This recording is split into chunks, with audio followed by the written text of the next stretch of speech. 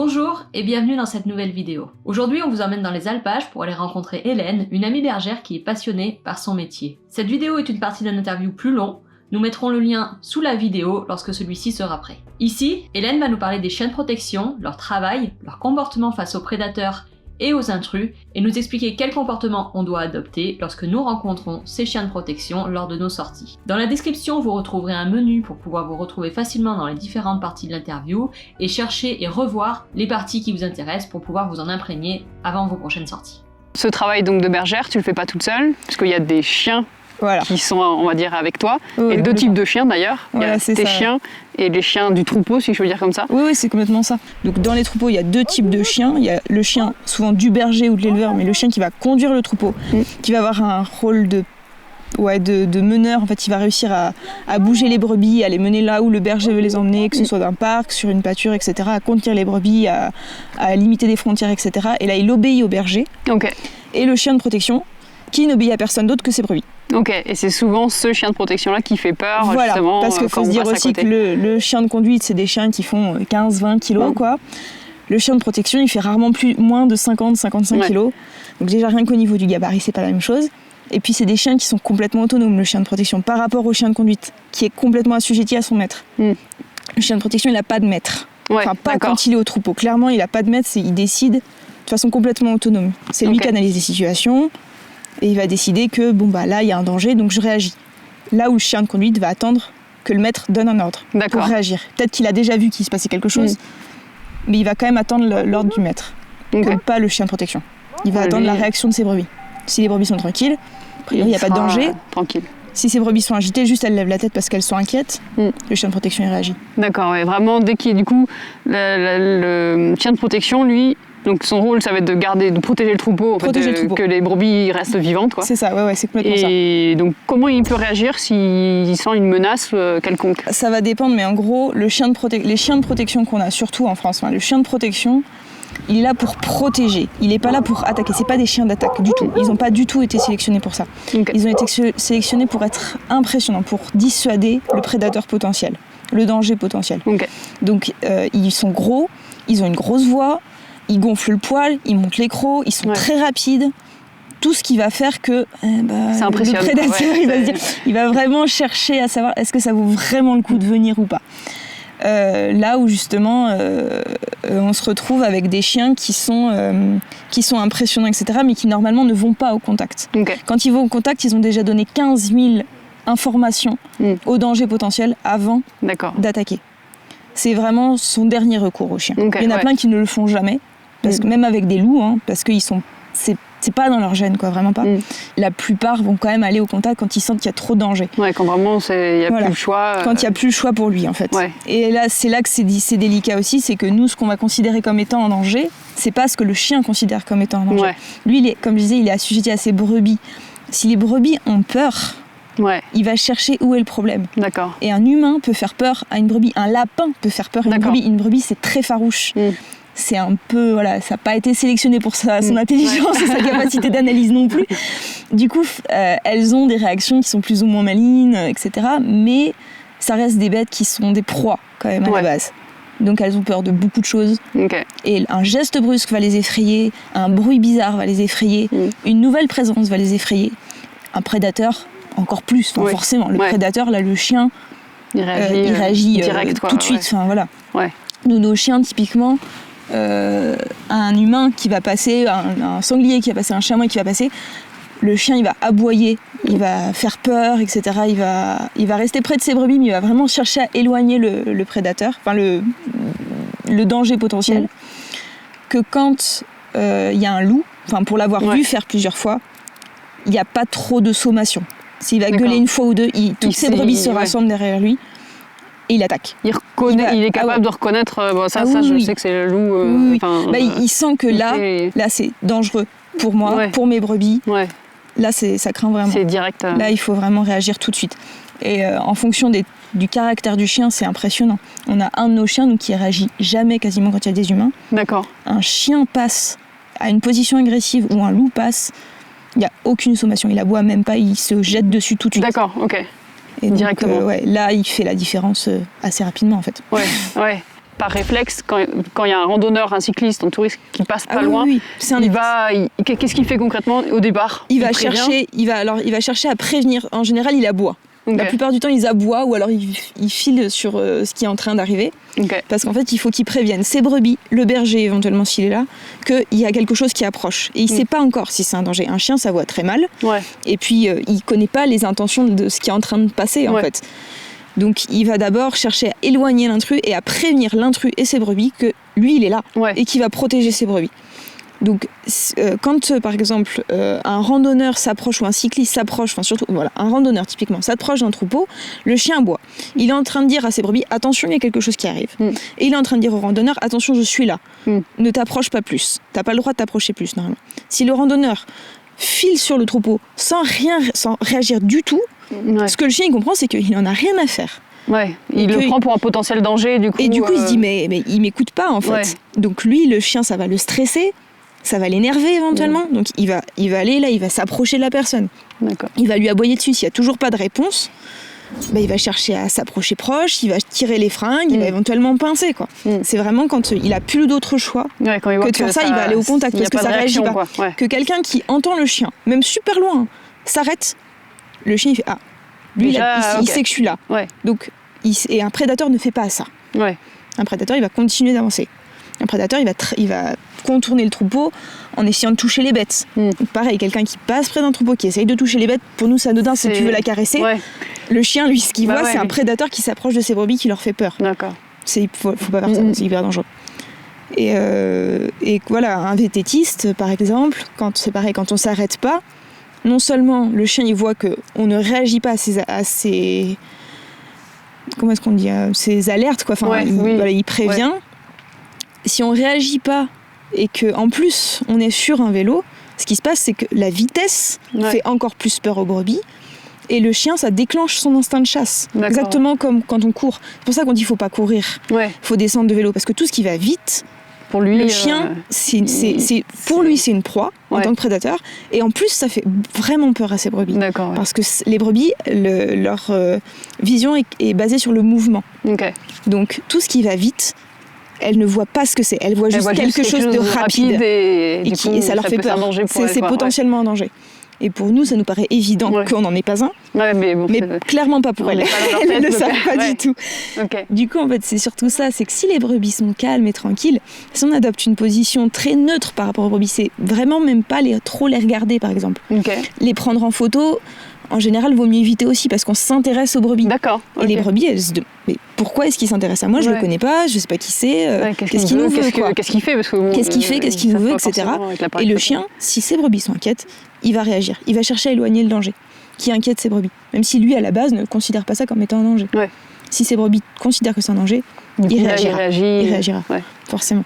Justement, quel geste il faut faire en tant que randonneur ou cycliste quand on voit qu'on s'approche d'un troupeau, on aperçoit les chiens, comment on réagit? Qu'est-ce qu'il faut faire? Alors, le premier truc, c'est quand on sait qu'il y a un troupeau, on va le savoir avec des panneaux en général. Ouais. Il y a quasiment tout maintenant aujourd'hui. Partout, quasiment, il y a des panneaux.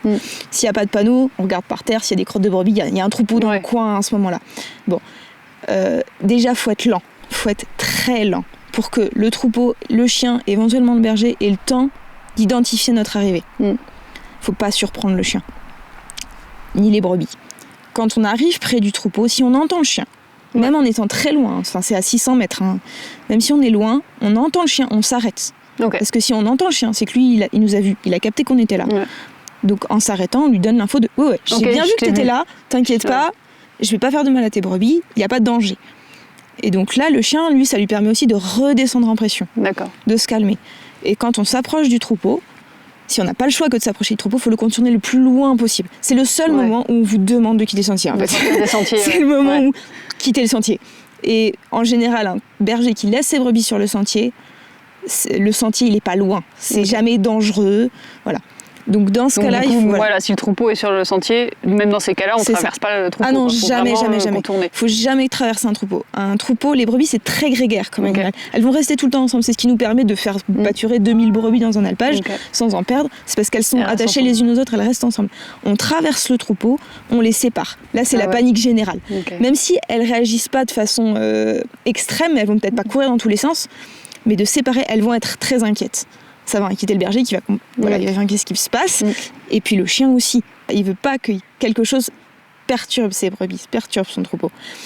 Du coup, il faut réussir à amadouer les brebis en quelque sorte. Donc passer très lentement près d'elles, mais vraiment très lentement en fait. Faut s'imaginer un gamin de 2 ans qui marche à côté de nous, quoi. C'est très lent. C'est le moment aussi où on peut prendre le temps de se poser. Voilà. Et il y a des chiens, de passer à 10 mètres du troupeau, ça leur suffit. Et puis il y a des chiens, genre le blanc là, Napo, lui il lui faut au moins 60-70 mètres. Et il veut vraiment qu'il y ait de la distance. Donc ça va vraiment dépendre du chien. Ça va vraiment dépendre du chien. Et ça, comment on le sait, c'est que si tu veux il nous laisse pas passer en général. Et on recule du troupeau. Et à un moment donné, le chien il se calme. Et là, c'est la distance qui est nécessaire. Là, c'est bon. Là, t'es assez loin, ça pose pas de problème. Et c'est pareil, ça va varier aussi en fonction du terrain. Est-ce que lui, il voit toutes ses brebis? S'il voit toutes ses brebis, qu'on est à peut-être 30 ou 40 mètres, peut-être ça va lui aller parce qu'il peut tout voir. Si les brebis sont à la chaume, c'est-à-dire qu'elles sont toutes en train de dormir, bien en groupe, collées les unes aux autres, personne capte ce qui se passe, tout le monde dort. Donc c'est bon. Peut-être si on passe à 10-15 mètres, c'est pareil, ça va pas le gêner parce que tout le monde est calme, quoi. Donc il y aura pas de problème. Donc voilà, ça va être ça, et puis contourner le plus possible le troupeau et systématiquement s'arrêter. Le chien, il faut qu'il nous identifie, donc quand il aboie, quand il s'approche de nous, même si on est loin encore, on s'arrête. Si le chien s'arrête aussi, on peut s'avancer doucement. S'il continue à aboyer, on s'arrête systématiquement. Il faut vraiment prendre le temps tout doucement, de dialoguer avec le chien. En fait. Faut montrer qu'on n'est pas un prédateur, un danger. C'est ça, exactement. De leur parler, ça marche bien. Il ne faut pas leur parler de façon autoritaire. Ça ne marche pas du tout avec ces chiens-là. Au contraire, ça risque d'envenimer les choses. Ça ne marche pas. Il faut leur parler très doucement. Il faut les rassurer, ces chiens-là, sur qui on est. On peut leur raconter ce qu'on veut, mais le fait de parler, c'est pareil, ça redescend la pression quand on est un peu nerveux, parce que c'est impressionnant comme chien, c'est stressant. Il y en a qui ont carrément la trouille, qui ont vraiment peur. De parler au chien, nous, ça nous permet de redescendre la pression. On peut lui dire au chien qu'on a peur, on dit là je suis pas à l'aise, j'ai un peu peur de toi. Mais le chien, ce qu'il va voir, c'est quelqu'un qui s'exprime, une voix humaine, tranquille, voilà. Ça marche bien. De s'adresser au chien, ça marche bien. De le regarder dans les yeux, on a dit longtemps, faut pas le regarder dans les yeux. C'est pas de le regarder dans les yeux le problème, c'est comment on le regarde. Exactement comme avec les bâtons, tous les bergers ont des bâtons. C'est pas le bâton le problème, c'est ce qu'on en fait. Quelqu'un qui marche avec des bâtons tranquillement près de lui, ça pose pas de problème au chien. Si on claque le bâton par terre, si on le lève sur sa tête, si on fait un mouvement brusque pour l'éloigner, c'est menaçant, mais exactement comme pour nous. Enfin, moi, quelqu'un qui me balance un bâton au-dessus de la tête, je vais réagir aussi. Tu vois aussi. Voilà, c'est ça. Mais il y a quelque chose de ça aussi. En fait, c'est le comportement qu'on a avec le chien. C'est un chien, faut pas oublier que c'est un chien. C'est un animal qui est particulier, qui a pas de maître, vraiment, qui est complètement autonome, mais c'est un chien. Il connaît les humains, il voit des humains tous les étés, il en croise plein, il croise des enfants, il croise des chiens, il croise plein de trucs, plein de situations. Donc le chien, il faut le rassurer sur qui on est et sur nos intentions. Il faut prendre le temps de faire ça. Et de s'arrêter, de rester face au chien aussi.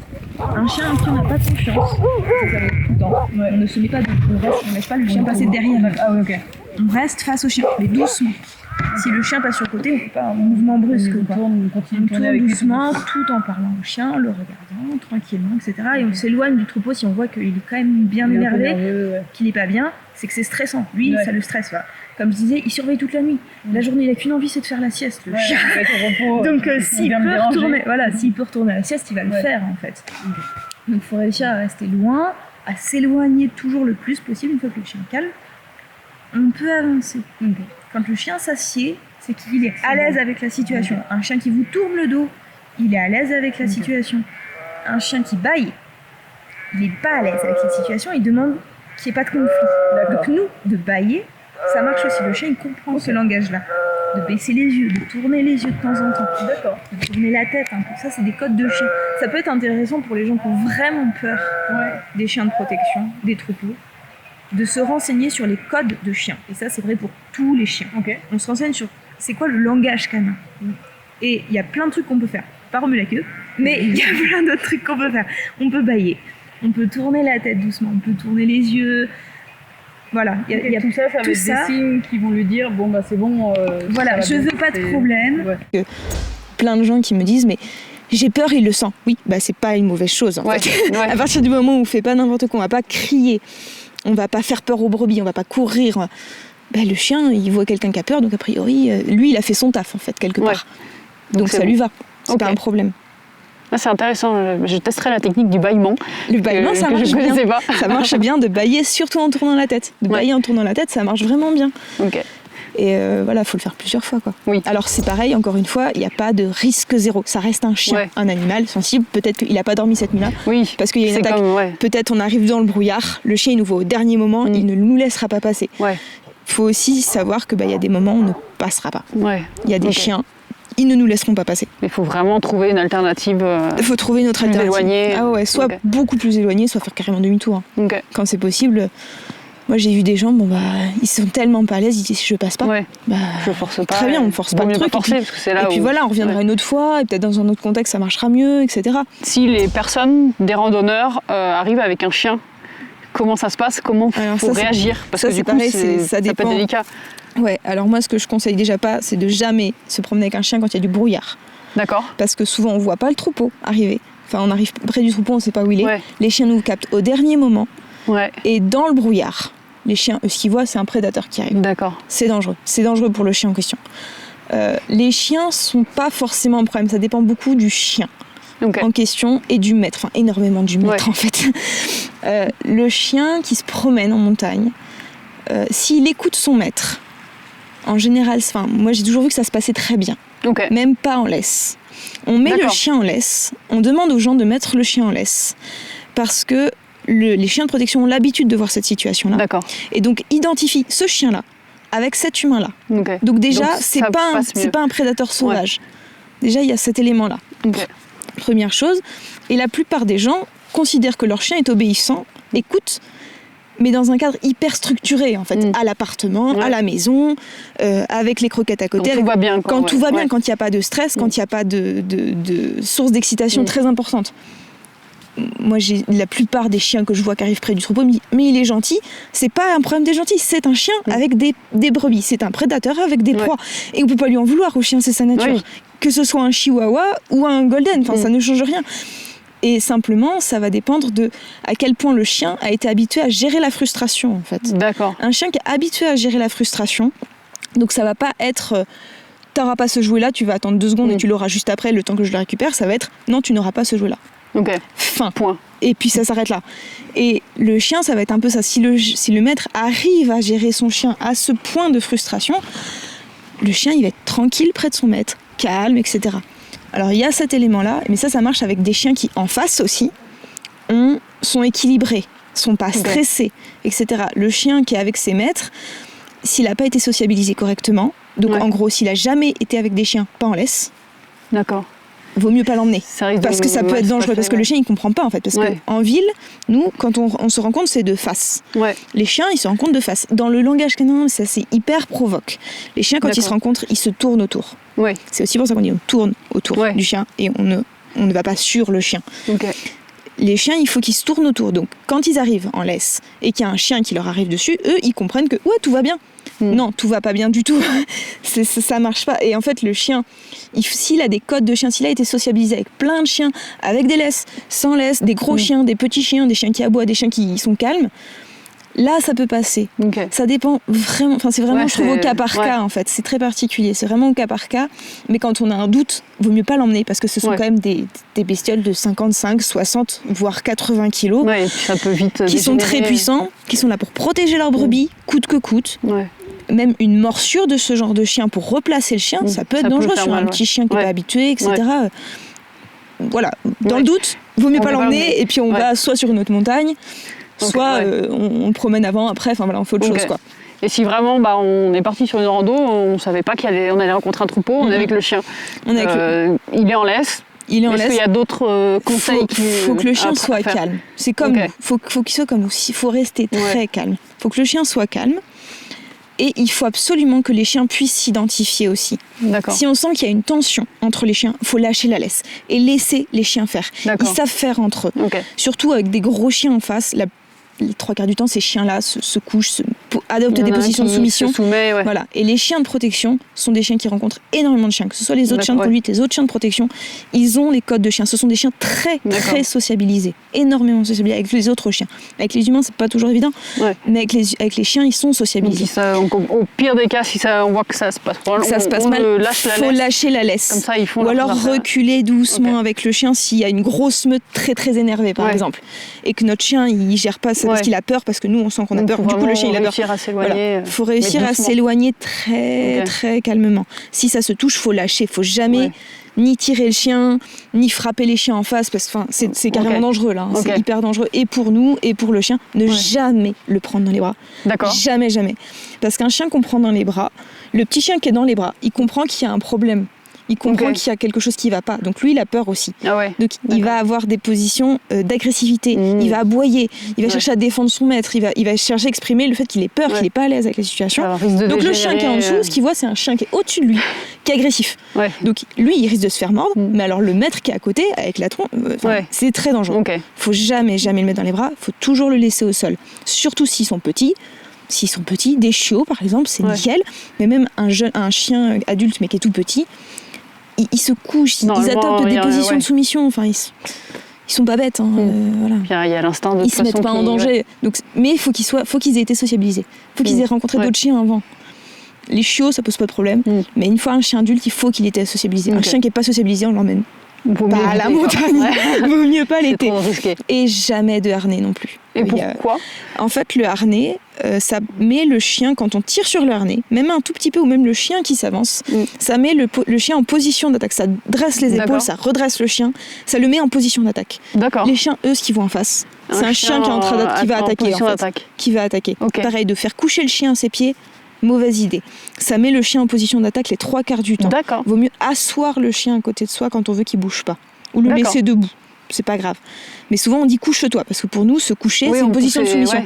Mais se coucher dans ce genre de position, il n'y a pas de problème de les coucher sur le côté. Ils sont couchés, mais quand ils sont couchés comme ça, ils sont prêts à attaquer en fait. Et le chien qui est en face, lui, il voit complètement ça. Il voit juste ça. Ça dure pas 1 heure. Il faut juste mettre son ego de côté et le chien, c'est lui qui va décider de comment ça se passe in fine. C'est ni le berger, ni le randonneur qui va décider de comment ça se passe. Première chose. Et puis accepter que peut-être là je suis fatiguée, j'ai pas envie de faire le tour. On se pose 5 minutes, c'est pas grave, on se repose et on fait le tour. Il y a aussi ce truc là, c'est que du coup les gens avec qui ça se passe bien, le chien il va apprendre que c'est la norme. Oui, voilà aussi, Il y a cet élément-là qui est petit à petit comprendre que l'humain, ça se passe toujours bien comme ça. Ça se passe comme ça, et du coup si jamais un jour il y a quelqu'un qui fait n'importe quoi, le chien il va comprendre que c'est l'exception. Que si ça se passe souvent mal, il va comprendre que c'est la norme. Et donc la personne qui se passe bien, avec qui fait tout comme il faut, il va peut-être se faire pincer comme tous les autres, parce que pour le chien, de toute façon les humains, ils font n'importe quoi. Il y a cet élément-là. Quand on est à plusieurs, si on est sur une route, un chemin qui est très fréquenté, c'est pas mal d'observer les gens qui sont devant nous. De voir ce qu'ils font, de voir comment ça se passe avec eux. Parce que si ça s'est bien passé, il y a de grandes chances pour que le chien, avec nous, ça se passe très bien. Que si les gens d'avant nous, ils ont fait n'importe quoi, il va falloir être encore plus, le chien risque d'être plus vigilant, nerveux, parce qu'il sera très nerveux. Donc voilà, c'est aussi c'est les gens qui passent, les vététistes, les randonneurs, les autres chiens, qui éduquent le chien de protection. En réalité, nous, on fait ce qu'on peut, mais on n'éduque pas vraiment le chien. En fait, c'est les situations qui vont apprendre au chien à se comporter. Moi, je pense qu'il faut s'intéresser un petit peu aux chiens de protection, un peu au troupeau. Regarder la météo, c'est pas mal, parce que de savoir, il a plu toute la nuit, le chien, il a probablement passé une nuit n'importe quoi, le berger avec, les brebis avec. Tout le monde peut-être qu'ils vont être un peu moins patients, voilà. Peut-être si on croise le berger avant le troupeau, c'est cool de lui demander est-ce qu'il y a eu des attaques, comment est le chien aujourd'hui, est-ce qu'il a un prénom, comment je dois réagir, comment est-ce que je fais avec ce chien-là, et de pas arriver direct sur la défensive de mais c'est des chiens de protection, ça va non, peut-être que ça peut les 3 quarts du temps ça se passe très bien. Enfin nous même 90% du temps ça se passe très très bien. Et juste quand ça se passe mal, c'est souvent parce que les gens sont stressés et partent avec un a priori de c'est stressant. Et oui, c'est stressant. Ça risque de mal se passer. Mais c'est pas grave. C'est pas grave que ce soit stressant. Nous, quand on voit des gens qui sont vraiment en galère, mais la plupart du temps, on va les aider. Enfin, on n'est pas. Vous n'êtes pas les sauvages. Voilà, c'est ça. On va aider les gens. Quand on le fait pas, c'est souvent parce qu'on est tout en haut de la montagne et qu'on surveille nos brebis. On va pas se retaper le dénivelé une deuxième fois de la journée. Mais la plupart du temps, on va aider les gens. Enfin, voilà. faut accepter aussi de prendre le temps et puis de se dire là je suis pas à l'aise, là j'arrive pas à le faire tout seul. Et bah plutôt que d'essayer de forcer le truc, on demande un coup de main en fait, de demander de l'aide aussi gentiment au berger. Mais les bergers ils aident en général. Enfin moi j'en ai jamais rencontré qui fassent n'importe quoi, qui envoie sur les roses quelqu'un qui démerder, c'est dans l'intérêt de personne de toute façon. Non c'est ça, exactement. Donc bon, non ça voilà. Ok, super. Merci beaucoup pour toutes ces infos, je pense qu'elles vont être très utiles. Merci à tous d'être arrivés jusqu'ici dans la vidéo et on espère vraiment qu'elle vous aura été utile. Pensez à utiliser le menu dans la description pour pouvoir retrouver facilement les parties de l'interview qui vous intéressent et les revoir. Pensez également à liker la vidéo, à commenter en nous donnant vos retours d'expérience avec les chiens de protection et à nous dire quelles sont les parties de l'interview qui vont vous être utiles pour la suite. Qu'est-ce que vous avez appris grâce à Hélène. Abonnez-vous pour pouvoir suivre les nouvelles aventures et les prochains conseils. Et moi je vous dis à la prochaine!